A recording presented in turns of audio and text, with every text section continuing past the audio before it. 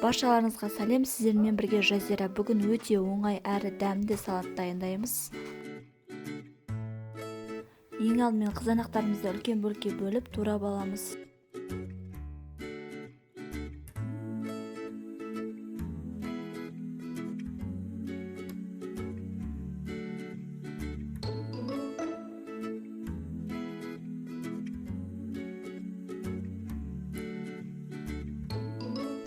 Укроптарымызды ұсақтап турап аламыз.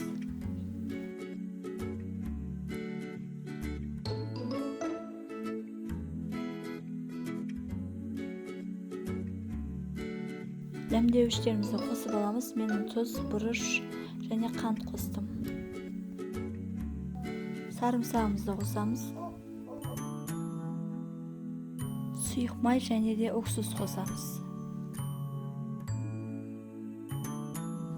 Жақсылап араластырып аламыз қоспаларымызды.